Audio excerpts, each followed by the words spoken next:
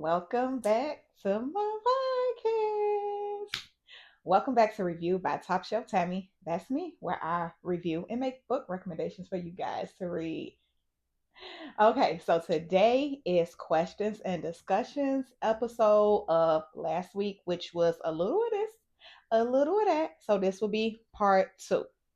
Alrighty, so if you are new around here, then questions and discussions is going to be a little bit of tea spill, a little bit of spoiler alerts, but I try to not make it so obvious.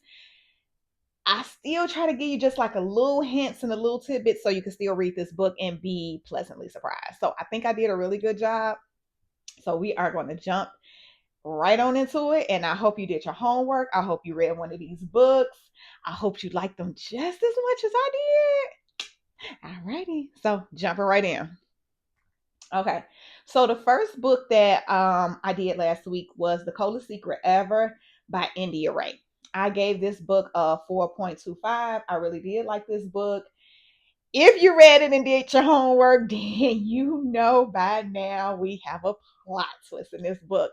This book was a psychological thriller, mystery. It was all of that. So, yeah, I really like this book. So, we're going to jump right into questions and discussions and we're going to get to it. All right. So my first question that I have for this book is Xavier initially overreacting about Logan's sex tape being sent to just him, or is the game bang too much? Right? Okay. So at this point in the book, it's still kind of sort of in the beginning of the book.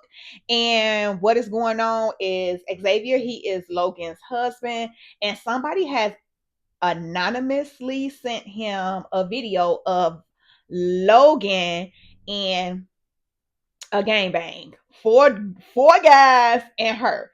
And like I said before, he is the only one who has the tape at this point. But when Logan come home, he snaps and he I believe he hit her.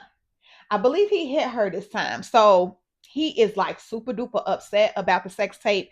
And so my thing was like, is he overreacting? If this happened to you and your partner and it was just you guys who knew it, like, would you be able to move through it just because like it's not known, it's not out there, everybody don't know she got gangbanged, right? And then also I put the quotes because Logan is saying like this is not her in the sex tape.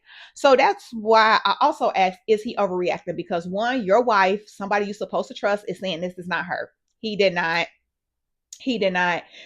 listen to her. He did not give her the benefit of the doubt.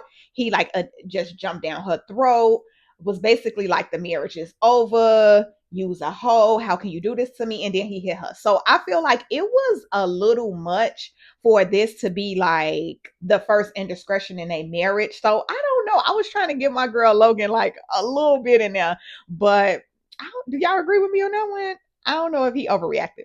Okay, so all right, moving on.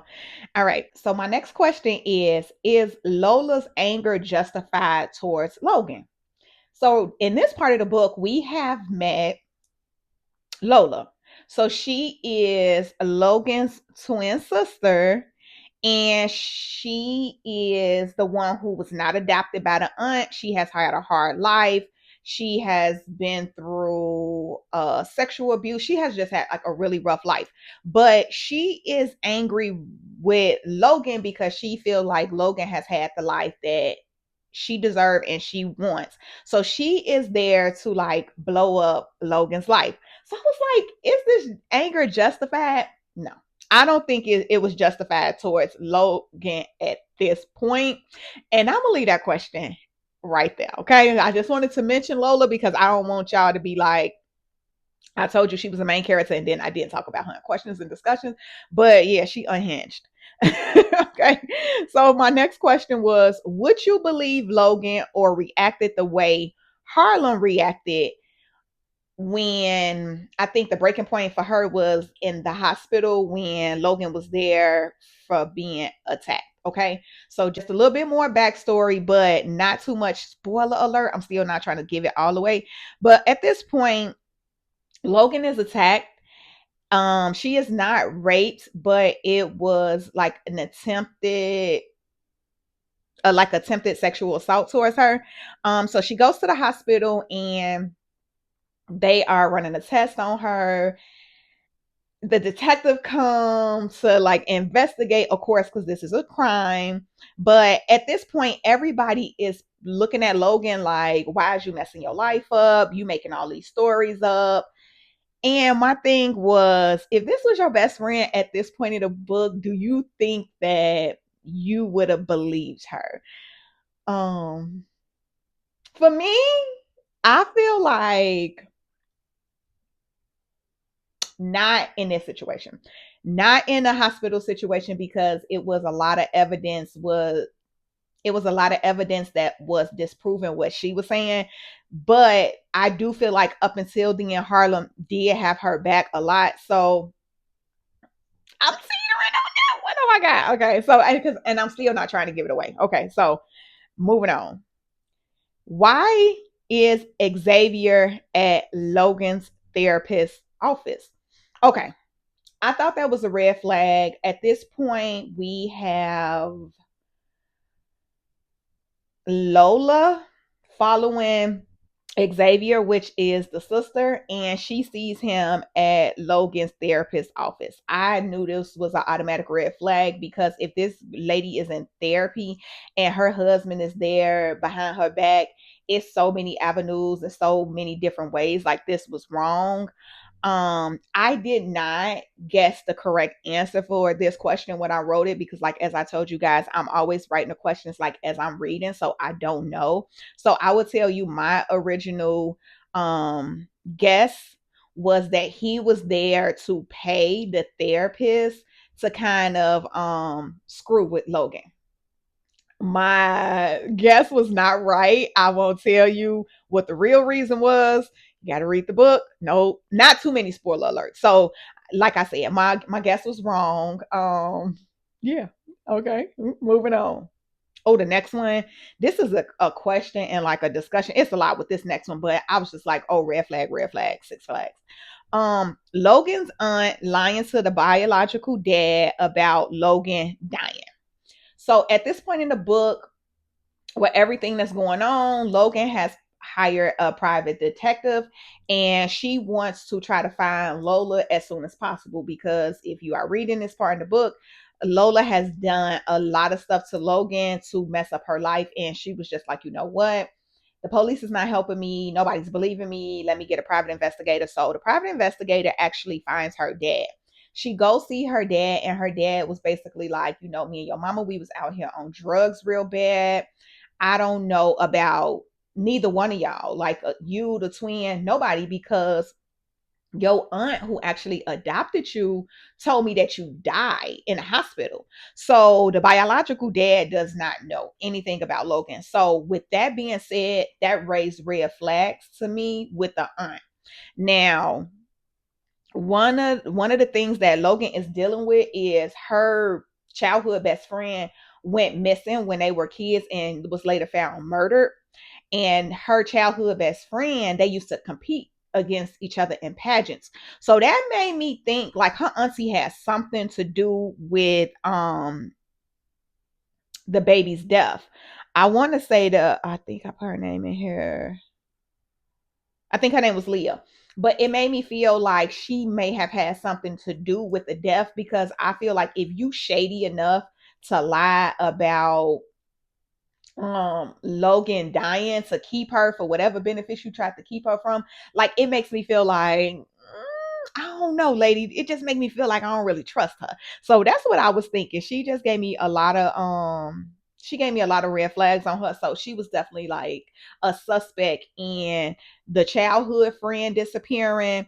And then she was also a suspect in to me in the current child disappearing, because it's like it all happened in your neighborhood. This child disappeared next door. If you read the book, then you know what I'm talking about. I'm not trying to get too much away. I'm trying to leave something for the readers to discover on their own. But yes, it raised major red flags to me in regards to the auntie. Okay, so we know how I keep it doing. We're going to breeze through this. And my last question always is, did you see the ending coming? Um, no, no. It was so many plot twists and turns with the end. I was surprised and I was happy. I think the author did a really good job of wrapping it up. I'm not going to do too many spoiler alerts, but I will let you know. We find out what happened to the missing child. We find out what happened to Logan's childhood best friend. We find out what's going on with Lola, and then we find out what's going on with Logan. And all of it is connected. And the author, she did a really good job. She did a really good job, y'all. Like I told y'all, I recommend this book. I love the plot twist. Last week I let y'all know the author gave hints to the plot twist, to one of the plot twists. The author did give hints to one of the plot twists, but we got about two more plot twists that I didn't see coming. Pleasantly surprised, y'all. She did a good job. So the next couple of questions is after the story questions. So these are assumed that you have read the story and you know what's going on. I did pick some really good questions that are not spoiler alerts, so I can still talk about a little bit more of this book, take a deeper dive into this book without giving still too much of it away. All right. So as I mentioned before, these are after the story questions and they are a little bit more thought provoking about the book. So, my first question is, who paid the highest price for the coldest secret ever, and was it fair? Oh my God. Logan. If you read the book at this point, you know Logan paid the highest price for this book. And it was not fair because it seemed like once all of the stories unfolded, everybody did her dirty. And she was really suffering with some things, and they really put her through some things. So she paid the highest price. And it worked on her mental. So it was not fair. Whoo, child. Y'all know I struggle with this part of the podcast because I be wanting to tell it to y'all. Sometimes I do. Sometimes, depending on how good the story was, I do break and tell y'all. But I really want y'all to read this, and I really want y'all to be shocked like I was. So I don't want to ruin it for you. Okay. All right. Next one. Which character controlled the narrative the most, and how did that shape everyone else's reality? Oh my goodness. So for me, the person who did that was the husband. um like I said, he was in cahoots with the therapist. He knew what he was doing was wrong, but yet he didn't forgive Logan for anything that she did. So it was just like, you evil man. Right? Some of you can say some different characters, but like I said, if you have a difference of opinion, always email me in and I would love to read it on the show. But for me, I do feel like, oh, child. I want to say the husband, but I'm almost teetering with the auntie as well. They was evil and evil, evil and evil. So, but I do feel like as an adult, when you marry and your partner, like that's your emergency contact. That's your closest of kin. That is your immediate family. And he played in her face. So he was like in-house playing in her face. So to me, he was gaslighting her. And that's why I feel like he kind of controlled the narrative to everything. Cause he the one who turned everybody against her and told all these stories and everything. So I'm gonna go with the husband on that one. All right. Last one for this one. All right. Who crossed the line they couldn't come back from, even if the story tried to redeem them? Oh, for me, the uncle. And I'm gonna leave, you know what? And I'm gonna leave that one like that because I done probably said too much and too much spoiler alert. So I'm gonna just say that one. I'm gonna just keep it real simple with that one. So again, this is The Coldest Secret Ever by India Ray. But I do recommend this book to you guys. Yes.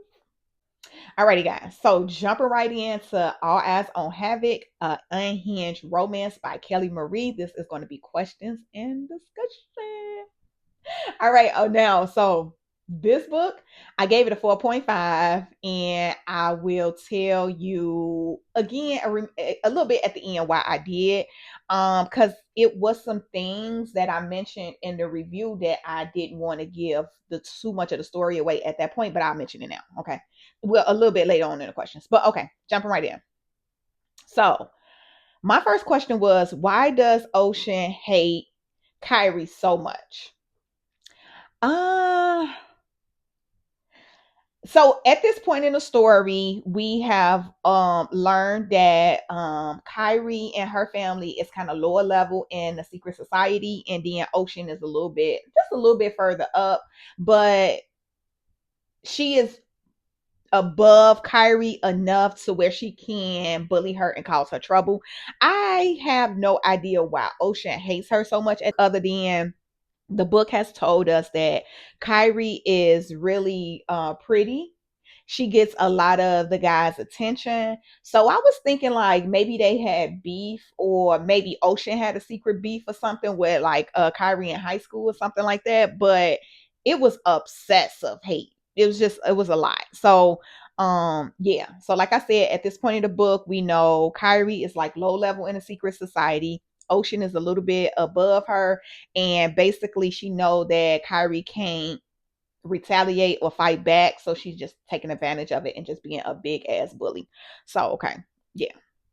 All right, next one was was Kyrie planning her revenge by sleeping with Havoc a good idea? All right. So this part in the book is Havoc is Ocean's boyfriend. And Kyrie was basically like, since I can't do anything to you, I'm gonna secretly sleep with your boyfriend because I see him, he cute, and he acting like he want me. Now, it's a couple things wrong with this because Havoc is also in the secret society. He's kind of a little bit um he is like low level as well, but like his daddy holds a high position, but again, his daddy don't like him. So it's kind of hard, but he is and then the plot twist 22 is he is with Ocean. So he is promised to marry Ocean because it's a business transaction. So technically he can't mess with no other girls. And then it's not supposed to be kind of like he don't really like women in the society anyway.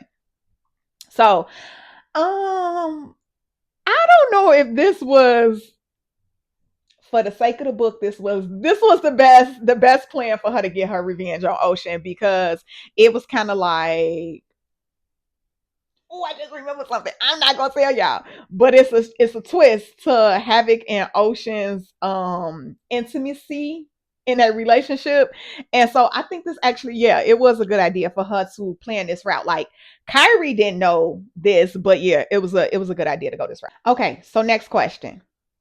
Trini confessing her love to Havoc. Is she not reading the room? Who is Trini, you say? Okay. So Havoc and his brother has a girl best friend who is Trini. And she is basically secretly in love with Havoc, so much so that it affected her last relationship.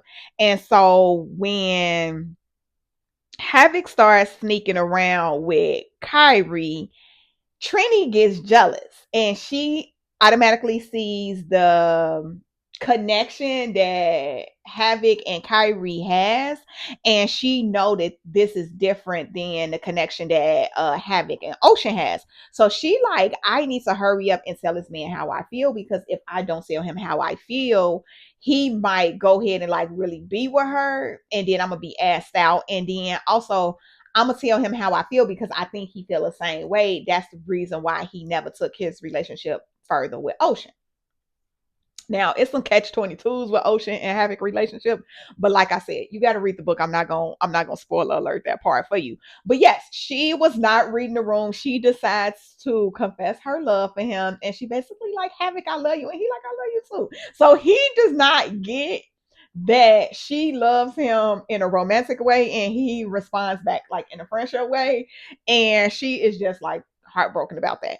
So she still decides to be his friend. She still decides to kind of support his relationship with Kyrie, and then some things happen. Okay, I'm not gonna give it all away. I'm not gonna give it all away. Okay, next one. Is Orlando trying to kill Hale or get him killed? Hale is Havoc brother, and who child? Orlando is a dad. Hale is Havoc's brother, and Havoc is Orlando's son. So the parental and child triangle. But Orlando is kind of like a higher up in the society, and it's kind of like he's almost supposed to know better, but he keep on giving Hale like this advice to try to make him get noticed by the big boss so he could take the big boss place. But all the advice is so stupid and dangerous, and Havoc like recognize this, and he is telling them like this is not a good idea. Like that's not the way you're supposed to move. You're supposed to be like low key, and like this is not the way the big boss move. He basically telling them like it's not a good idea or whatever. But the advice is so dumb. It's putting Hale like in a line of danger. And I almost was like, is Orlando trying to get him killed? Is Orlando like got some money on his head? Like it almost kind of gave he wanted him to die or whatever like that. So it was really weird. Like that was a part in the book where it threw me for a loop, which in a good way, in a good way, in a good way. So I won't tell you what happened. Gotta do your homework. Gotta read your book. Alrighty. So did you see the ending coming? Um, no. No, I think we get to the part where Havoc actually steps up and take the big boss spot before the end of the book, but like everything after that I didn't see coming. Him and Kyrie's relationship, we get a close into him and Ocean's relationship I didn't see coming. It was a lot. So no, I didn't see the ending coming. I was very pleasantly surprised. She did a great job. Like I told you guys, I really liked it this book. It was a great read. So it was the ending was something I don't think you guys would guess. Oh yeah, read the book. Alrighty. So now we have two things that I want to talk about, which was part of why I did a little deduction on this book. Now you guys have probably read this book, and as I mentioned last week, the author on like some of the details, it was very lacking. So one of the big things that was talked about in this book was who was going to take the big boss place. Was it going to be Hale? Everybody was pushing for Hale and Havoc because he was like the least favorite son. He was low level in the society. Nobody thought that it was going to be him. Like that is the way that the book is set up. Like Havoc is a nobody, Hale is the man, and the big boss is looking for somebody to take his place. Like this is continuously talked about in the book. Everybody's waiting on this part. So the big boss name is Sincere, and he starts to blow Havoc up. Like, come see me. I want to talk to you. Have it go. And so my issue that I have with this is when the author never puts the conversation in the book. The Sincere never flat out tell Havoc he wants him to take his place. It's kind of just like the conversation happened with them, and then the Arthur just and then Havoc just come back to us, and he like, yeah, Sincere want me to take his place. Da da da da da. I feel like that was a big moment that should have been something that should have been talked about. We should have got Havoc's reaction to this. Like this was a very big moment. Also, this being a big moment for Havoc is like something happened to his brother to the point where his brother couldn't do it, but his brother was never an option. So it was like a lot of emotionals that the author could have tapped into to detail this big moment better. She didn't. Like I said, Havoc just come back to us, and he knows what Sincere want, and he's telling us about it, and he's kind of against it, but I feel like she grazed over that detail, and I kind of didn't like that. um Another thing about in this book, the Arthur grazed over. Kyrie is going to be sexual assaulted by Sonny. Everybody noticed, we noticed, her daddy noticed, everybody in the story noticed, you as the reader, you're going to notice as well. And then her brother is going to find out about it. Everybody was hiding it from him, kind of like her and the daddy was hiding it from him. And then he's going to find out. But the author, again, she does not tell us when he found out. The sister just brings it up and say, oh, you found out about that? And he just like, yeah. And his reaction is kind of lackluster at this point because he found out already, I guess, so he had time to calm down. But I do feel like this was one of the things the author should have gave us the details about. Like, she should have took us along to describe that on that ride of Shakur finding out about Kyrie kind of getting attacked by Sonny. By the time we find out, his reaction, like I said, is very lackluster. It's kind of glazed over. He's like, I found out about it, and then they just kind of go on to the next moment. That was a big part in the book. Kyrie being harassed by Sonny was a big part of her story, which I feel like should have definitely made the book when her brother found out. The author did not do that, and it was kind of like, we forgetting details. So I didn't like that. So alrighty. So moving on, we're gonna do the after story questions, and then I'm gonna wrap this up. Okay, so again, these are the after story questions. These are a little bit more thought provoking, meant for after you have read the book. Does the book romanticize obsession, or does it expose how dangerous it can be? I think it definitely exposed how dangerous it can be. As I mentioned before, Kyrie is attacked on multiple occasions by Sonny. He is like, she's pretty. He want her. He is not giving up. He is engaged to Ocean's sister. Like, Kyrie has made it clear she does not want him. So I definitely feel like this book showed us how dangerous obsession can be. You know what I'm saying? Because it's kind of something women deal with, like in an everyday world. When you tell a man no, they almost feel like that no don't mean nothing. If they like you and they want you, like that is the bigger thing. It's especially when it's to the point where they become obsessed with you, the way that Sonny was with Kyrie. So it was very, very dangerous and very scary. Like I said, he attacks her multiple times, and she hid it from Havoc. So don't be thinking Havoc didn't come through and stand up for her. Even though when he do find out, yeah, I expected it to go a little bit faster. But yeah, I digress. Moving on to the next question.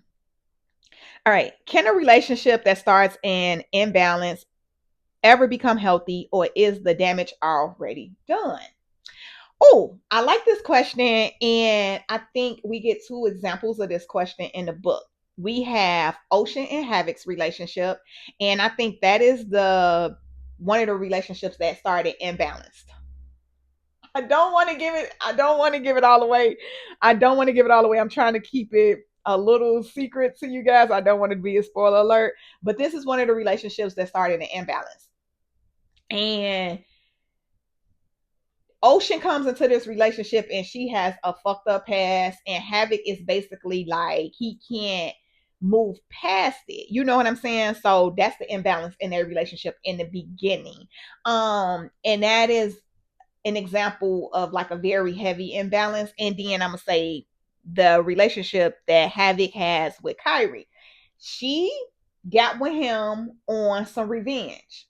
So I feel like they imbalance, or like the little secret or her motives or whatever the case may be. Hers was a little bit more different and smaller.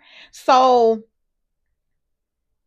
to answer that question, I feel like it depends on what the imbalance is, how big it is, if you are able to like recoup from the damage. Because when Havoc found out that Kyrie just came to him on some get back stuff, like he wasn't mad about it. Like he felt like Ocean kind of deserved it. He thought it was funny. So yeah, something like that.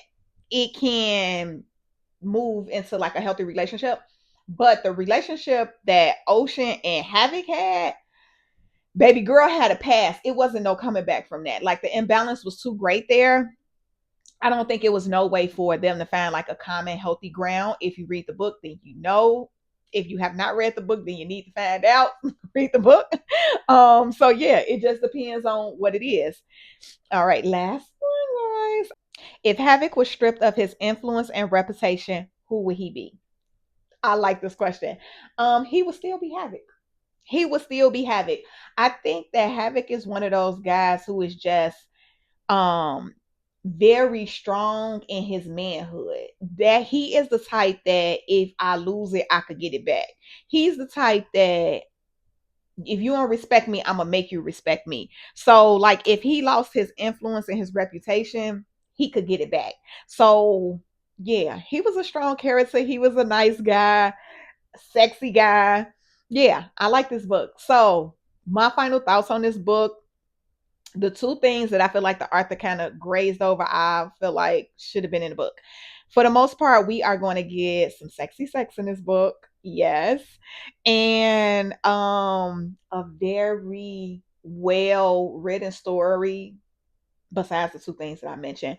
And then also we other have some other character storylines I kind of didn't mention last week. So you guys are going to be in for a treat. I really like this book. So again, All Eyes on Havoc, an Unhinged Romance by Kelly Marie. I gave this book a 4.25 stars. And the review, I recommend this book. Alrighty, guys, I'm gonna go ahead and wrap it up. That is the end of questions and discussions. If you have not read these two books yet, hopefully this helped. Hopefully you pick one of them or both of them. But if you enjoyed them and you read them already and you want to let me know what you thought about the book, you can always email me at ts_tammiepie@yahoo.com. If you are an author who would like your book review or your poem read on the show, you can also email me at that same email, ts_tammiepie@yahoo.com. If you would like to follow me on the social media sites, my Instagram is topshelf_Tammie and my TikTok is Top Shelf Tammie. Alrighty, guys. If you are watching from YouTube, do not forget to like, comment, and subscribe. And I'll see you here next Thursday. Bye.